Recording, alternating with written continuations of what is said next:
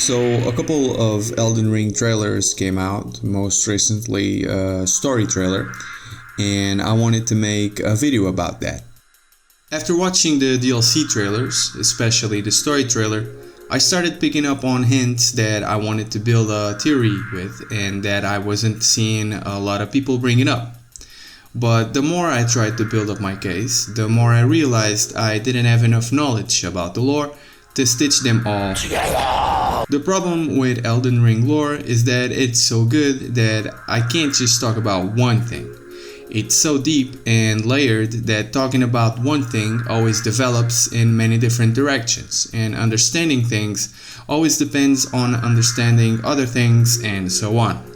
So I gave up trying to make a video about my theory, since I don't have the knowledge to fill in the gaps, and decided I'm gonna share my ideas with the community and we'll work together, each of us contributing with our knowledge and ideas. I might not know enough to make a whole ass presentation about it, but I sure can help the ones who do with the hints I've been picking up on but can't stitch together by myself. Okay, I'll stop with that. So, in the DLC story trailer, we see someone who appears to be Marika, and I say that because whoever that is, they seem to be topless, and topless Marika is just not something we've seen so far, unfortunately. But I have this stupid idea that it could be an earlier stage of Marika Radagon, where they were truly one person, in this case maybe a male one, hence the shirtless thing, before splitting into two completely different ones. But to keep it simpler, and due to the bracelets and flowing dress, it appears to be Marika, removing golden threads from what might be someone's or something's womb that they, in their male form, could have seduced and impregnated. And climbing a set of stairs that seem to lead from a dark realm with purple gloam skies to Altus Plateau. Or at least, that's what they want you to think, since in other clips of the trailers you can clearly see the lands of shadow also have a golden tint to them, whether it's the fields or the skies. Also, in a recent interview with IGN, Miyazaki said that the lands of shadow and the lands between were separated, which leads me to believe they were together once. Part of my theory is that here, Marika is creating her golden order and a new earth tree that somehow separated the two places. But we know from finger reader Enya that Marika created her golden order by removing Destined Death, aka the Rune of Death, from the Elden Ring. We never heard anything about waving threads of gold to create something. So what does her waving a few strings of gold have to do with all of that? I don't know. So for now, there's really no way of knowing what she's doing here, but we can speculate, and that's what we'll do. But before we get into the meat of the video, I'd like to do some speculation about the first three parts of what the narrator is telling us. Miquella spoke of the beginning. This makes me think Miquella was already around by the time this happened, or maybe, although not as fun, Miquella, being a scholar and all, just came across that information at some point, which, to be fair, could partially explain why he abandoned all to go to the lands of shadow, like we hear later down in the trailer. The seduction and betrayal. At this time, we see Marika's hand reaching into someone's womb, so the combination of the narration and the visuals make me think she seduced someone to gestate this golden substance inside them, and in the end possibly killed them, the betrayal. There are a total of 8 Elden Ring Great Runes dropped by killing the demigods, carrying them, and other 3 classified in the game as Mending Runes. Mending Rune of the Death Prince, Mending Rune of the Fell Curse, Mending Rune of the Perfect Order. All 3 NPCs that provide you these Mending Runes must die in order to provide them to you. Was Marika here creating some sort of rune, but using someone else to achieve it? Is the betrayal referring to this somehow? I'm also inclined into believing Marika is in the habit of betraying people because of what she did to Renala, we hear from the Turtle Pope that the houses of the Moon and the Earth Tree were at war with each other, but Radagon and Renala fell in love. It's my understanding that Radagon did that just to later leave, breaking her heart and destroying the House of the Moon by destroying its leader. I mean, look at her, she's become pathetic. But this isn't a great argument, as the information behind those events is scarce, and I agree it's not a very good plan to win a war, as there was no way of knowing Renala would become such a wreck after the breakup. I just wanted to throw that possibility out there so you can understand where I'm coming from with thinking Marika betrayed someone. An affair from which gold arose, but so did shadow. I believe that here, by showing us mountains of dead bodies seemingly forming the shape of a tree, the trailer is showing us how the Earth Tree, also known as the Art of the Golden Order, as mentioned by Brother Corin, was created, or arose, from this affair Marika had. But also shadow, which I interpret as being the price that was paid for that gold to arise or come into existence, with the main aspect this shadow symbolism might be trying to convey being its dark side, that it is made of corpses. And to further strengthen the argument that what we are seeing is the Earth Tree, there's also the theory about the living jars carrying corpses to the foot of minor Earth Trees to feed them. Ziostorm has a good video about that. Also, the YouTuber Smoketown recently brought to our attention that in the Aelic Tree Knight Armor's item description states that Mikola was watering his Aelic Tree with his own blood. And Smoketown makes the observation that he couldn't achieve the same result as Marika because he didn't want to pay the kind of price Marika did. I think Mikola tried to sacrifice himself instead, but there's no way of knowing yet if this is why his plan didn't work, because he was interrupted by creepy Uncle Moog, who took his cocoon to his palace and tried to revive him with his blood since Mikola was all out perhaps. But going back to Marika, I think this sacrifice, represented by the shadow, is referring to multiple bad things, not just the bodies that happened in order for the gold to arise and because of that gold arising. And that this gold is referring to Marika's Earth Tree and Golden Order. Marika did something terrible in order to create her order and her Earth Tree, and that is symbolized by the shadow of the Earth Tree. The downside of it arising, a cost that was paid, a sacrifice that was made. At the same time, it's obviously a reference to the Shadowlands, where the DLC takes place, which I bet is one of those two different colored sides we see in the video at the moment. So I said I wanted to share those things before getting into the meat of the video. Now, what is the meat of the video? Well, the meat. And this is where it gets crazy, so bear with me a moment. I was watching Ziostorm's live reaction to the story trailer, and someone in his chat brought up the fact that the bodies around Marika were all skinned. I'll take it a step further and state that those corpses are demigod corpses, Marika's children. I say that because there's a moment Melina quotes a line from Marika's own words where she says, "Hear me, demigods, my children beloved, make of thyself that which ye desire, be it a lord, be it a god. But should ye fail to become aught at all, ye will be forsaken, amounting only to sacrifices." But what sacrifices? It didn't make any sense until I saw in the trailer what Marika's Earth Tree was made of. And we know who likes skinning people, don't we? The Godskins.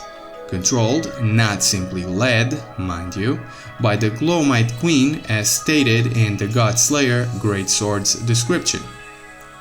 Trying to come up with references to justify my beliefs, to my surprise I found the descriptions of the Godskin armor sets don't state what they're made of, so to strengthen my argument I dug a little deeper and found this Reddit post, link in the description, that links to a complete dump of all the game's text, including dialogue and item descriptions.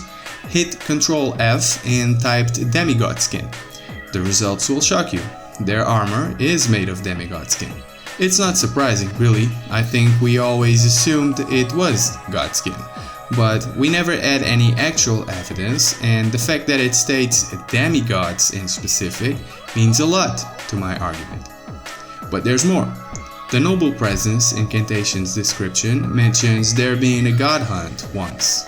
We know nothing about it, as it isn't mentioned anywhere else to my knowledge, but I'm gonna connect the dots here and say the mountains of skinned corpses that made Marika's Earthtree are the result of this godhunt. They're the demigods that failed to become anything at all, so they became sacrifices.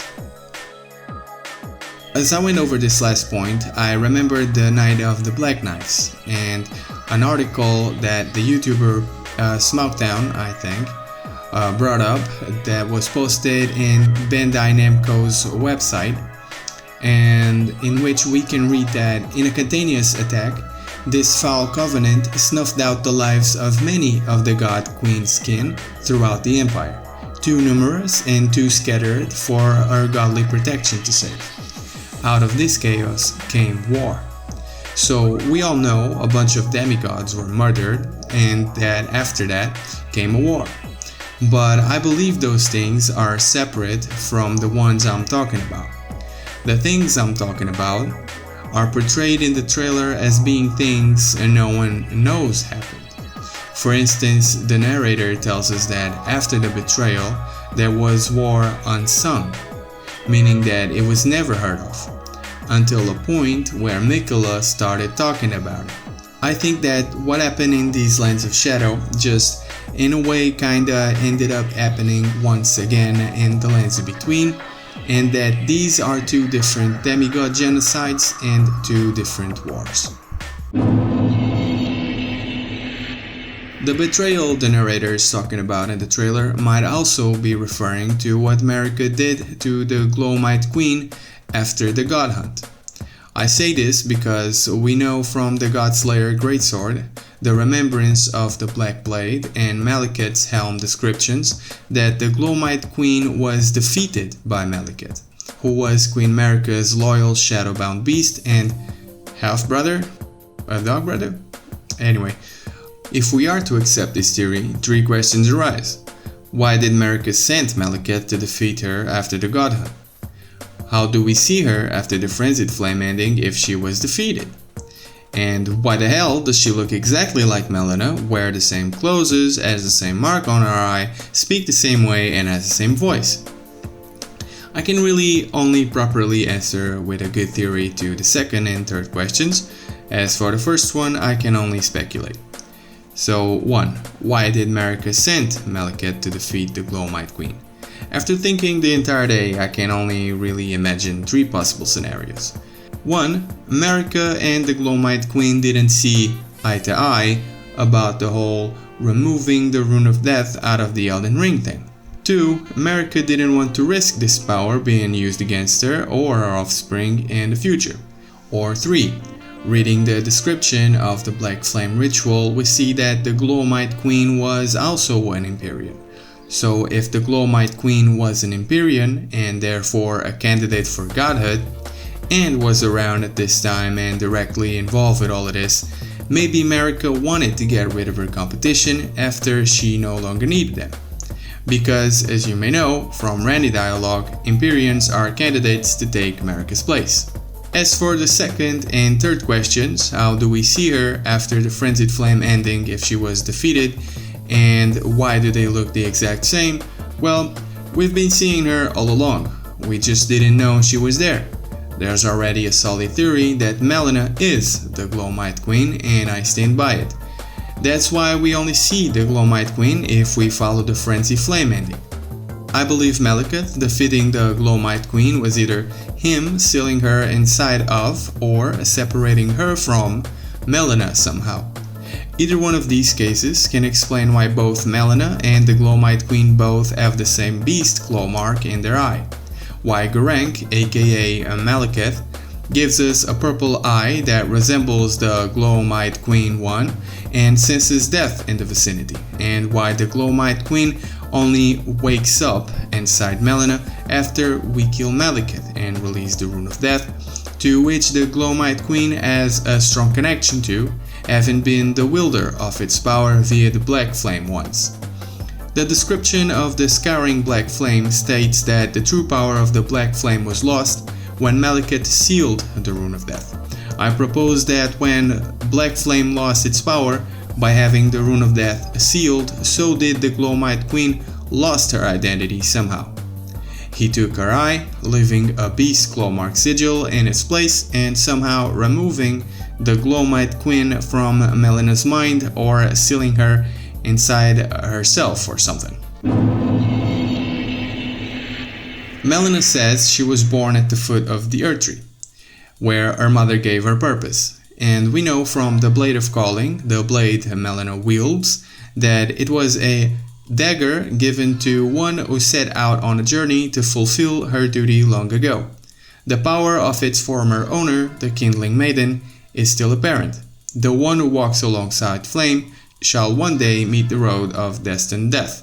So either Melina was a twin sister to the Glowmite Queen, or a daughter or something, or Marika, having sealed the Glowmite Queen away, created Melina in the Glowmite Queen's shell in the process and gave her a new purpose, to be the Kindling Maiden. So if Melina is the Glowmite Queen and at the same time the Kindling Maiden, how does that work? Well shit, I don't know. I'm just trying to join these two theories somehow. Maybe Marika knew that one day the Earth Tree would have to burn and repurpose the Glowmite Queen as Melina with the purpose of being the Kindling Maiden. Or maybe the Glowmite Queen has a twin sister in Melina. I don't know really. But both of these theories, Melina being the Kindling Maiden and the Glowmite Queen, and the Glowmite Queen helping Marika with the godhunt, make too much sense for me to choose one over the other. But I just can't find the glue to keep them together, and that's why I wanted to share them. Maybe as a community we can figure it out before the DLC comes out and explains it all. Joke, the DLC is not gonna explain shit, we're just gonna be left with new questions. In this section of the video, my main points are through, and I just wanted to throw in a few loose ends I was left with after all my thinking. I want to leave them here in order to bring attention to them and further advance the debate about them. The things I'm about to share are very interesting, but most of them might not have anything to do with what we see in the trailers. Besides the Earth Tree and the Golden Order, the gold that arose could at the same time be representative of Melina's creation, and the shadow, besides referring to the lens of shadow, Mesmer's war, the betrayal, and the mountain of Marika's dead children's corpses, could be referring to Mesmer himself as well. Two demigod children born from this affair Marika had with someone, one being good or gold, and another one being evil or shadow, making Melina and Mesmer, Malenia and Miquella all siblings, which would make sense since there's a pattern where Marika names her children with names starting with the same letter as her own name, and Radagon does the same for his children, Ranni, Radahn, and Rykard. Although claiming the womb scene is Melina's birth feels like a stretch, I do feel the gold in shadow could have multiple meanings. But Melina and Mesmer aren't cursed like Miquella and Malenia, so maybe the latter are the only ones born from a single person god, and Melina and Mesmer came from a different union or were created in some other way. Or maybe not all born this way become cursed. Then again, Melina wasn't born from a mother. We can tell by the way she is curious about how Buck missed his mother. Melina questioned, does being born of a mother mean one behaves in such a manner? Which makes me think Melina wasn't born but created. Or at least she wasn't born from a mother, whatever that means. I don't know about Mesmer. I think his red hair is definitely in relation to Radagon's, and I believe he's Marika's son, so maybe he does come from the Radagon Marika person. But I've been thinking more about my maiden Melina. Here's some things I've picked up on, but need your help making sense out of. Melina does say she was born at the foot of the Earth Tree where her mother gave her purpose, but she never actually states who her mother is. And we know there was another Earth tree before Marika's one. We can actually see a second tree suffocating an existing one in the trailers. So I don't even need to find references for it in item descriptions, because I can't really. All I can find are references to the Crucible being the primordial form of the Earth tree. I believe that's Marika's tree growing around the Crucible tree, because there was a time when the Crucible was a good thing, and it stopped being a good thing at some point, and what happened in between was Marika's Earth tree and whatever she did to people or someone or some group back then, making the Crucible or anything that reminds people of it something that became taboo for the benefit of Marika, the god in power, or because of something really horrible Marika did that people don't want to talk about or relate to, as if it was cursed. Even the Crucible Knights are looked down upon. Check the Crucible Scale Talisman and Crucible Knight Greaves or Gauntlets for a reference. Smackdown also mentioned the incantation description of protection of the Earth tree, and I'd like to bring that up as well. In the beginning, everything was in opposition to the Earth tree, but through countless victories in war, it became the embodiment of order. So I think Marika came up, took over the place, planted a new tree, and told the natives to screw off, basically. From the Black Knife armor set, we read the assassins that carried out the Night of the Black Knives were all Numan women, from the same stock as Marika. And if we summon Melina to fight the Omen King, we can see her moveset is very similar to the Black Knife assassins. After the fight, she leaves her knife in a secret chamber because she's not going to need it anymore. We can see that the blade is very similar to the Black Knife. Dagger once belonging to one of the assassins who murdered Godwyn the Golden on the Night of the Black Knives. A ritual performed on the oddly misshapen blade imbued it with the power of the stolen Rune of Death. I understand from this text that the original form of the blade was lost during a ritual performed on it to imbue it with the Rune of Death power. So what does Melina have to do with Ranni and the Night of the Black Knives? I don't know, but both Melina and Ranni disappear in clouds of blue sparkles. Both Melina and Ranni claim to exist in a bodiless state and that their bodies were burned. Both Melina and Ranni have one eye closed. Both Melina and Ranni put you or someone else to sleep during the game. Ranni puts Kale to sleep when she gives you Torrent, and Melina puts you to sleep before offering herself as kindling. We hear from Ranni's dialogue that Ranni, Mikola, and Malenia were Empyreans and therefore candidates to take Marika's place as the next god, but she says only they could claim that title, which by reading the Black Flame ritual we can tell that's either a lie, or she has no idea, or the Glowmite Queen was a candidate way before their time, and when their time as Empyreans came she was no longer around, so Ranni doesn't count her as one. What was Melina, aka the Glowmite Queen, a queen of? How could there be two queens? Queen Marika and the Glowmite Queen. Was the Glowmite Queen a queen of a different tree? Maybe the Crucible one? I'll stop theory dumping now. I understand I dropped a lot of crazy and maybe nonsensical questions at the end there, and that we got seriously off topic. But then again, I wanted to share some theories and that I needed your help finding a place for them. Even if it leads you to your grave. Sorry, even if that place is the trash can. I thank you all who stuck with me up to this point and ask of you, please give me your feedback, and if I'm wrong about something, do correct me. I also want to thank big channels like VadiVidia, Smackdown, Ziostorm, The Tarnished Archaeologist, Zuli the Witch, and Jack is a Mimic for all that I've been able to learn from y'all's videos. And I hope some of the ideas I've brought up can help further advance our discovery of this amazing universe's lore. This video wasn't very well produced, I'm aware, but that's because if I try to make something very well edited, it takes a long time, and my computer is in the habit of blue screening and shutting down randomly. So that really makes the process of creating bigger projects really frustrating. I hope you didn't mind my random gameplay in the background. If you liked the video, please don't forget to leave a like, and if you're interested in hearing me cook again in the future, do let me know by subscribing the channel and keep an eye on it. Thank you very much, and I'll see y'all in the Lands of Shadow.